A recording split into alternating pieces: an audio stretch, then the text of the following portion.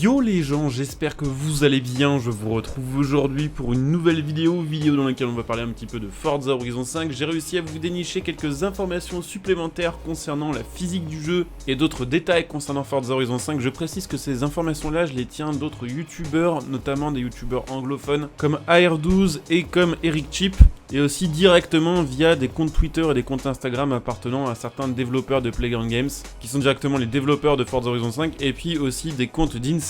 qui ont prouvé maintes et maintes fois qu'ils étaient assez fiables tout simplement. Donc je suis pas forcément le premier à en parler, on va dire au niveau du YouTube Game, mais je pense qu'au niveau des Français, j'ai pas vu trop d'autres personnes en parler. Et vu qu'à mon avis, parmi vous, tout le monde ne regarde pas forcément les YouTubeurs qui parlent anglais ou allemand, je pense que certains parmi vous sont quand même contents d'avoir une version traduite de ces informations dont on va parler aujourd'hui en vidéo. Première chose dont je voulais reparler, la physique du jeu, c'était vraiment, on va dire, une des grosses interrogations sur Forza Horizon 5 et une des grosses inquiétudes de la communauté. À quoi va ressembler la physique de Forza Horizon 5 après les premiers gameplays de Forza Horizon 5, les premières images officielles? Beaucoup ont trouvé que la physique était devenue beaucoup plus arcade, beaucoup plus bizarre. Et au contraire, à côté de ça, beaucoup ont posté des commentaires du style « Waouh, la physique a l'air beaucoup plus réaliste, regarde un petit peu comme les voitures drift ». Du coup, on était tous un petit peu perdus sur ce sujet-là, on savait pas du tout ce que ça allait donner. Et récemment, dans une FAQ avec les développeurs du jeu, on a pu en apprendre un peu plus quant à la physique de Forza Horizon 5. Alors quand je parle de la physique, je parle de la manière dont les véhicules vont se conduire,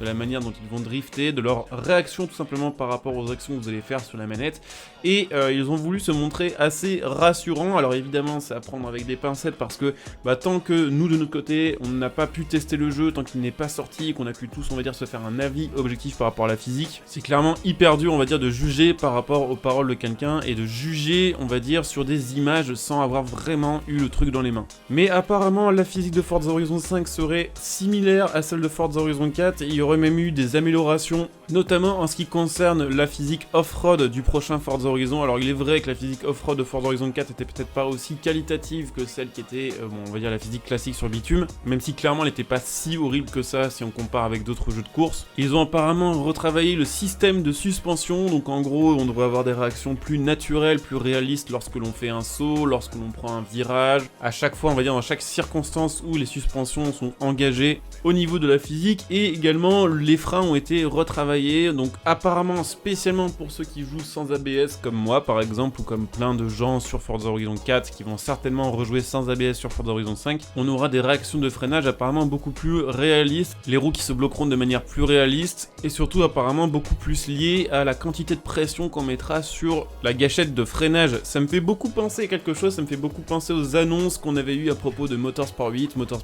d'ailleurs dont on n'a plus du tout de nouvelles depuis un petit moment. On sait que sur Motorsport 8 justement, tout ce qui concerne les roues, les suspensions, les freins va être retravaillé pour proposer quelque chose de plus réaliste sur Motorsport 8. On sait également que Turn 10, le studio de Motorsport 8, bosse en étroite collaboration avec Playground Games, le studio de Forza Horizon 5 depuis Forza Horizon 4, et il n'est pas impossible du coup que Forza Horizon 5 profite de quelques améliorations de physique qui ont été à la base travaillées pour Motorsport 8. Après, ne vous attendez pas non plus à quelque chose de beaucoup plus réaliste, attendez-vous juste à voir peut-être certains détails améliorés par rapport à Horizon 4, et surtout ne jugez pas trop vite tant que vous n'avez pas testé le jeu. Il faut pas oublier que sur la plupart des trailers de Forza Horizon, depuis Forza Horizon 2, la physique est montrée dans les gameplays officiels des développeurs est souvent différente de celle que nous on a le jour J de la sortie du jeu, pour déjà des fois de leur côté rendre le gameplay plus facile à tourner. Et surtout sur Forza Horizon 5, faut pas oublier qu'il y aura le mode Event Labs qui est un mode à part, qui sera l'espèce de mode créatif de Forza Horizon 5. Et bien cet Event Lab, on le sait déjà, on aura la possibilité de modifier la gravité, et on sait qu'il y a eu pas mal de gameplay montré par les développeurs dans lequel le Event Lab était utilisé pour rajouter des tremplins par exemple. Donc il est possible que parfois dans certains gameplays des développeurs, l'Event Lab est activé avec une modification de la gravité qui ne sera pas du tout présente au final sur le jeu de base sans que vous touchiez au Event Lab. Donc perso, ça m'a plutôt rassuré. Après, j'ai hâte de voir quand même ce que ça va donner parce que honnêtement, niveau jeu de course open world, c'était clairement Forza Horizon qui jusqu'ici avait la meilleure physique, en tout cas la plus réaliste si on compare un The Crew ou un Need for Speed ou même un Test Drive un peu plus ancien. Et ce serait quand même extrêmement dommage de les voir aller dans une direction beaucoup plus arcade alors que justement il y a une une bonne partie, je pense, des joueurs de Forza Horizon qui jouent aussi pour le côté un peu plus réaliste, pour s'amuser au volant, en n'ayant pas forcément une simu, mais en ayant des réactions logiques au niveau des véhicules. Affaire à suivre, en tout cas, d'après les réponses des développeurs, c'est plutôt rassurant. Deuxième petit détail que je voulais aborder, la liste des voitures. Il y a quelques temps, je vous avais parlé un petit peu de nouvelles Ford qui étaient ajoutées sur le jeu, également des nouvelles Mercedes et des Mercedes tout court qu'on allait pouvoir retrouver à la sortie de Forza Horizon 5, et effectivement on s'était dit qu'il y avait 99% des modèles qui étaient réutilisés. Je voulais apporter une petite précision par rapport à ça. En fait, apparemment sur Forza Horizon 5 il y aura beaucoup de modèles qui vont dater de la même génération que ceux que l'on avait sur Forza Horizon 4, mais pas forcément de la même phase. Par exemple, si vous prenez une classe A de chez Mercedes, il y a 2 phases et elles n'ont pas tout à fait le même esthétique. Il est possible là, que sur Horizon 5, certains des modèles déjà annoncés soient en fait des versions légèrement modernisées de phases basées sur des générations précédentes. Affaire à suivre là aussi sur ce point, on n'a pas eu vraiment d'exemple pour l'instant concret de phases évoluées entre Horizon 4 et Horizon 5, mais apparemment ce serait le cas. Ce serait, on va dire, plus facile pour eux de moderniser des phases, puisqu'en général il y a juste des petits détails à changer par rapport au modèle 3D qu'ils ont, plutôt que de nous remodéliser un nouveau modèle complet, en sachant que, en faisant ça, l'effet nouveauté est quand même présent. Troisième point que je voulais aborder, la conduite libre. Beaucoup ont trouvé que la map avait l'air un peu vide, que ça avait l'air un peu mort, qu'on croisait pas beaucoup de civils sur le gameplay des développeurs, et que ça manquait un peu de vie, voilà, tout simplement, globalement. Il faut savoir qu'on a eu la confirmation aussi qu'avec le Event Lab, on pouvait complètement désactiver le trafic lors d'une épreuve ou lors d'une séquence de jeu, et que pour l'instant, ce que l'on a vu du coup au niveau du gameplay, au niveau de l'open world, quand on croise des civils, c'est peut-être là aussi complètement basé sur une modification qui aurait été faite avec l'Event Lab, éventuellement comme la gravité ou comme beaucoup d'autres choses qui peuvent être complètement biaisées et modifiées grâce à cet Event Lab. Dernier petit détail aussi que je voulais réaborder, alors là ça concerne même plus vraiment Forza Horizon 5, mais le Horizon 6, il y en a déjà qui sont absolument dans le turfu complet.